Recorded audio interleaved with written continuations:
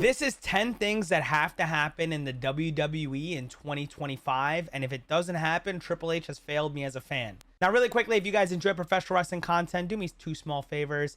Hit that notification bell after you subscribe real quick. And now let's talk about 10 things that have to happen in the WWE in 2025. Number one, and it's something that I've been begging, and I mean begging for forever now, and that is the Austin Theory face turn. It is time. Triple H. The fans have already told you it's time. After he absolutely got squashed by Jey Uso, the internet has been on a rampage to remind you Austin Theory is really good. Now, anyone that knows me is I am an Austin Theory truther. I'm an Austin Theory believer. I believe he is the next face of this company, or one of the faces of this company. He is young. He is talented. He is really good in the ring. He has a great backstory. If you have not heard about his backstory, you definitely need to. Everything about him screams super babyface. He is great with the fans. I had the pleasure of meeting him this year at the Raw at MSG. I got to make some content with him, took some cool pictures. He was an awesome guy. He understands everything. He does the social media stuff. Everything about Austin Theory screams that he is going to be a massive player. For whatever reason, just because he was a chosen one by Vince McMahon, our guy Triple H refuses to get behind him. I don't know what it's going to take, but it is very obvious that the fans want the guy. Have him turn on Grayson Waller already. You've been teasing it for like a year and a half. It's getting boring that you keep teasing it. Have him turn on Grayson Waller. Have him become a babyface. Let's plan something big for the guy in 2025. Number two is another breakup. We finally need Judgment Day to break up. It's already played its course. Both Judgment Days have played its course. I don't know if the best way to break it up is having Dominic Mysterio somehow get into this match at WrestleMania. It might be announced by the time you watch this video, but I think we need to have Dominic Mysterio win the IC title, Finn Balor be pissed, they have a match, and Dominic Mysterio beat Finn Balor and him leave the Judgment Day, which ultimately gets JD McDonough to leave the Judgment Day, and then it starts having the crackles, and that whole faction breaks up, and you basically just have Liv, Raquel, and Dominic Mysterio together till they ultimately break up and all that stuff. But the Judgment Day has played its course. We've seen enough of it, all the way back from when Edge started it till today. It's done enough for all these superstars. A lot of these guys and girls need to go on their own and become bigger superstars than they are while being stuck in the Judgment Day itself. Number three is an obvious one. John Cena needs to win number 17. I feel like this one we will all agree with. John Cena needs to win number 17. The whole point of this whole year is for John Cena to win number 17. I don't care if he does it at WrestleMania. I don't care if he does it at SummerSlam. I don't care if he does it in his last match of this year. John Cena needs to break the record that he has with Ric Flair. John Cena deserves it. John Cena is the biggest superstar, in my opinion, of the past 30 years. You can argue the only person that's been bigger than him is Stone Cold Steve Austin. We're not going to go mainstream because, yes, The Rock is more famous than him. But when it comes to professional wrestling itself, the only person that's ever been bigger than John Cena is Hulk Hogan and Stone Cold Steve Austin. John Cena deserves to be the guy to break the record. He is right there. And I think we need it. It'd be awesome at WrestleMania. If it doesn't happen, give it to us somewhere else. At number four, we have Sheamus winning the IC title. Sheamus deserves to become a Grand Slam champion. It is the only title he has not won in the WWE. Yes, I'm not including NXT. He's never been in NXT. Obviously, he's not going to win it. But Sheamus is only missing the IC title. He is the type of guy that completely deserves to be a Grand Slam champion. He always puts over talent when he is asked. He has an amazing series on YouTube with the Celtic workouts, or I think it's called Celtic workouts, right? Where he works out with all these superstars and helps expose them to a better audience on YouTube and stuff like that. He has done the job for every single person out there. Every storyline he raises to the next level. Every match he has is a banger after banger after banger. I think this is the year that he deserves to win the IC title and become a Grand Slam champion. Number five, and I know it's not up to us, but Becky Lynch returning. I think Becky Lynch returning into the current landscape of WWE after her being gone for a little bit would only help elevate the roster that it's at right now. She can revisit certain storylines. We can see Becky and Rhea again. We can see Becky and Io. We can see Becky and Charlotte. If Charlotte takes the title off Tiffany, we can see Tiffany trying to get her revenge on Becky for taking the NXT title off of her. We can see Becky and Roxanne. We can see the 4 horsewomen if Sasha Banks ever decides that it's time to come back home. There's so many different things that I think Becky Lynch can do, and every one of those is help bolster this roster. And this is obviously more of something that I want to happen rather than something that needs to happen. But I think if there's any time for Becky Lynch to return, it is this year. I would love for it to be the first return, like on the Monday after WrestleMania when you do those returns. It would be really, really, really awesome, and I want Becky Lynch back. Coming in at number 6, I have Jacob Fatu versus Roman Reigns. I know that this sounds far-fetched right now, but I believe Jacob Fatu is going to be the leader of this new bloodline.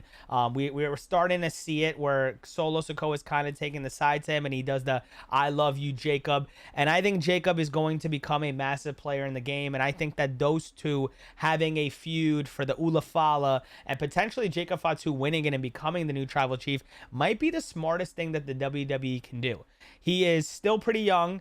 And he has a lot of years ahead of him. And I think that him being the leader of the bloodline, having the Ulafala, and potentially going for the world title after is the way to go. But the only way for him to do that is to make it through Roman Reigns. I believe beating Roman Reigns only sets him to the next level. And I believe that Roman Reigns is the type of guy to put his family over and would do the job for Jacob Fatu. Coming in at number 7 is I need Randy Orton versus John Cena. I would love for it to be for the world title. I'm okay with it being a Backlash, but we need to see this one more time on John Cena's retirement tour. I believe Randy Orton's going to be one of those guys that's going to try to knock John Cena back into his senses of being a good guy, and I believe that that is going to lead us to a match between the two. I believe Backlash in St. Louis in Randy Orton's hometown makes the most sense.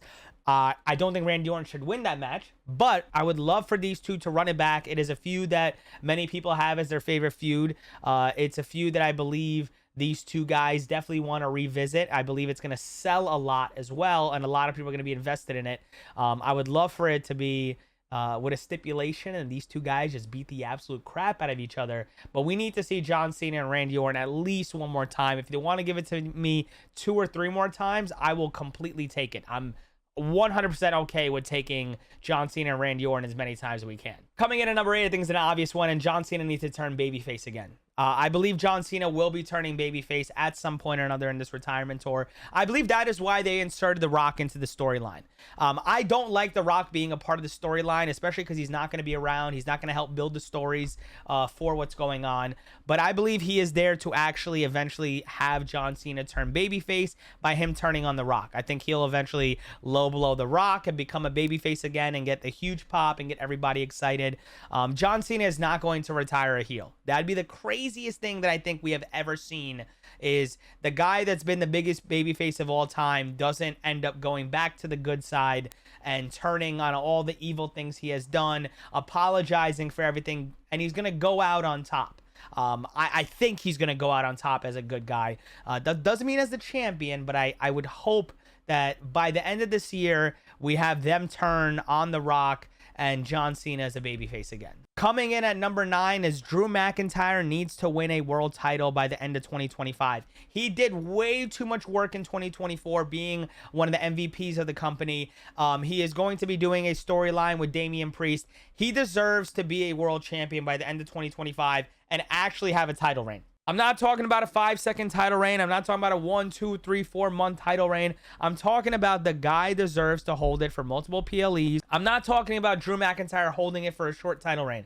I'm talking about a real title reign where he has it for multiple PLEs. He deserves to headline PLEs as a world champion. I don't care if it's a world heavyweight title. I don't care if it's a WWE title. Drew McIntyre needs to hold a world title where he matters. He did way too much for this company in the past year, put his body on the line too much, has done amazing work on social media, has literally been, you can argue, top 3 most important guys in the company. He deserves it. He needs to be given an opportunity. I don't care when it happens. I don't care if he wins the King of the Ring and gets a world heavyweight title shot at SummerSlam. I don't care if he's the guy that takes it off of Jey Uso and goes back to being a bloodline hunter. At some point or another, Drew McIntyre needs to hold a world title, and it needs to be a significant title reign that matters. And lastly, number 10 is John Cena needs to do the job for his retirement. I think the most important thing to happen this year is when John Cena is going to retire in his final match, John Cena needs to put somebody over.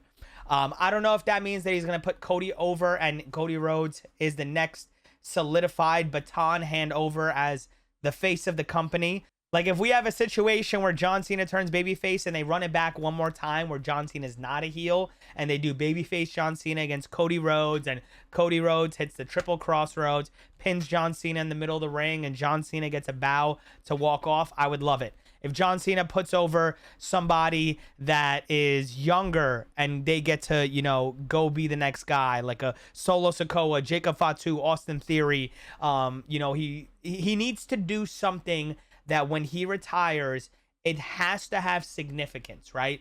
I don't believe him coming out on top is going to need, like we saw with Edge. Edge didn't need to win his retirement against Sheamus. Once they're gone, they're gone. That win means so much to whoever gets the win. That is the person that retires, you know, John Cena. We always talk about the "I'm sorry, I love you" that Shawn Michaels did on Ric Flair when he retired him. Things like that matter. Things like that, people hold weight and it does hold significance. And I do believe John Cena, the most important thing that John Cena is going to do this year is he's going to lose his retirement match, put somebody over, and basically hand the baton over to that person. With that being said, those are 10 things that I think need to happen in 2025. I need it to happen for myself. And I want to know from you guys, if you guys agreed with this list, if there's anything that you think needs to happen in the year 2025, let me know down in the comments below. And if you guys enjoyed this video and you guys want to see more professional wrestling content, do me 2 favors. Number 1, hit that thumbs up so more people can see this video. Number 2, subscribe to the channel, ring that bell so you can get all the future notifications when I do upload videos. Once again, I want to say thank you guys for watching this video. My name is Alan Owens. I want to say this is much love from me to you. Peace.